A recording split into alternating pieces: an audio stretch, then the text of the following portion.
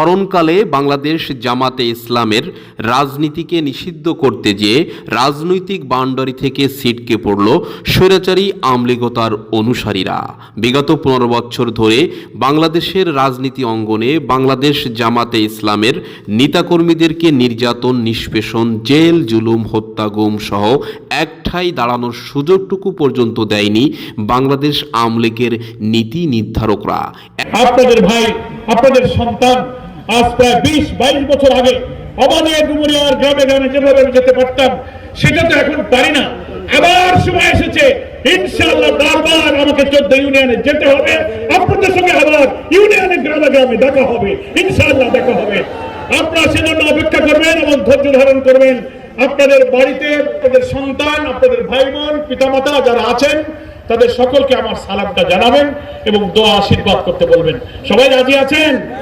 বলবেন যে আমাদের পাড়ার ভাইকে অনেকদিন পর দেখলাম, তো কারা কারা বলবেন একটু হাত তোলেন।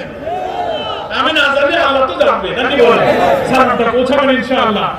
আমার বক্তব্য শেষই হবে। একই সাথে বাংলাদেশ জামাত ইসলামের নেতাকর্মীদের উপর নির্যাতন, নিষ্পেষণ পাশাপাশি আদর্শগত জায়গা থেকে জামাত একচুল পরিমাণও সরে যায়নি, বরঞ্চ বিগত দুর্দিনে জামাত ইসলাম তার সংগঠনকে মজবুত এবং অটুট রাখতে কঠিন থেকে কঠিনতর ভূমিকা পালন করে গেছেন। তৈরি হয়েছে বিগত দুর্দিনে জামাতের সমর্থক ও নেতাকর্মী। বাংলাদেশ জামাতের নজিরবিহীন সমর্থক ও নেতাকর্মী বাংলাদেশের প্রান্তে প্রান্তে এখন অবস্থান নিয়েছেন। 24-এর স্বাধীনতার পরে বাংলাদেশের রাজনীতিতে জামাত আবারও নতুন রূপে নতুন চমক দেখাতে ঘুরে বসতে শুরু করেছেন। খুলনা বিভাগীয় শহর খুলনা জেলার ফুলতলা ডুমুরিয়া 5 সাবেক এমপি অধ্যাপক মিয়া গোলাম পরোয়ারের বিশেষ সফরে জামাতের কর্মী সমাবেশে ফুলতলা ডুমুরিয়ার জনমানুষের উপস্থিতির মধ্য দিয়ে এটাই প্রমাণিত হয়েছে। কমপক্ষে 1,40,000 সহযোগী সদস্য হতে হবে। আমাদের হাতে বেশি সময় নয়।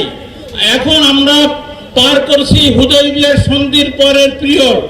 এখন এই যে মানে সুবর্ণ দ্রুততার সাথে প্রত্যেক বাড়িতে বাড়িতে গিয়ে জামাতের দাওয়াত দিতে হবে। প্রত্যেক পাড়া মহল্লায় জামাতের দুর্গ গড়ে তুলতে হবে। ইনশাআল্লাহ যদি আপনারা এই প্রচেষ্টা অব্যাহত রাখেন, তাহলে ইনশাআল্লাহ সেদিন বেশি দূরে নয় যেদিন এদেশে ইসলামের পতাকা ইসলামের পতাকা উড্ডীন হবে। ইনশাআল্লাহ ইসলামী সমাজ বিনির্মাণ হবে। সমস্ত অত্যাচার, জুলুম নির্যাতনের অবসান। বাংলাদেশ জামাতে ইসলামের বিগত দিনের থেকে 1 গুণ, 2 গুণ, 3 গুণ নয়, হাজার গুণে বৃদ্ধি পেয়েছে। একই সাথে বৃদ্ধি পেয়েছে জনপ্রিয়তা, বেড়েছে সমর্থক ও মৌন সমর্থক জনগোষ্ঠী। ইতিমধ্যে ফুলতলা ডুমুরিয়াতে জামাতের কর্মী সমাবেশে হাজার হাজার কর্মী সমর্থকদের উপস্থিতিতে জামাত ইসলামের সেক্রেটারি জেনারেল অধ্যাপক মিয়া গোলাম পরোয়ার। পতিত স্বৈরাচারের বিদায় হয়েছে। আল্লাহ এই রহমত নাজিল করেছে বলেই আজকের এই ডুমুরিয়ার কলেজ মাঠে আমরা বাধাহীনভাবে এই ঐতিহাসিক কর্মী সম্মেলন করার সুযোগ পাচ্ছি। আমরা একটা দুঃসময় পার করে একটা নতুন সুসময়ের দিকে যাত্রা শুরু করেছি। একটা নতুন বাংলাদেশ আমাদেরকে গড়তে হবে। জামাত ইসলামের কর্মী হিসেবে সেই বাংলাদেশ গড়ার জন্য আমাদের কি ঐতিহাসিক দায়িত্ব। সামনে একটি জাতীয় নির্বাচন আসন্ন, সেখানে আমাদের কি ভূমিকা পালন করতে হবে, সকল বক্তা কিন্তু সেই বক্তব্যই আমাদেরকে দিয়েছেন। বিগত দিনে বাংলাদেশ জামাতে ইসলাম আওয়ামী লীগের নির্যাতনে, অত্যাচারে নিজেদেরকে রাজনৈতিক মাঠে একটুও জায়গা করে নিতে পারেনি প্রকাশ্যে, বরঞ্চ বাংলাদেশ জামাতে ইসলাম সুকৌশলে দীর্ঘ 15 বছর ধরে মাঠে ময়দানে কাজ করেছেন, বিনিময়ে এনেছেন সমর্থক কর্মী। বাংলাদেশ জামাতে ইসলাম আদর্শের জায়গা থেকে সাধারণ মানুষের সমর্থন ও ভালোবাসা কুড়াতে সমর্থ হয়েছেন আত্মবিশ্বাস ও সফলতার মধ্য দিয়ে। যে সকল কারণে মানুষ বাংলাদেশ জামাতে ইসলামের আদর্শে অনুপ্রাণিত হয়ে দলে দলে অনুপ্রবেশ করেছেন। ফুলতলা ডুমুরিয়ার কর্মী সমাবেশে স্বাগত বক্তব্য প্রদান করেন ফুলতলার থানার আমির অধ্যাপক আব্দুল আলিম মোল্লা। পাশাপাশি ডুমুরিয়া উপজেলার জামাতের আমির স্বাগত বক্তব্য প্রদান করেন।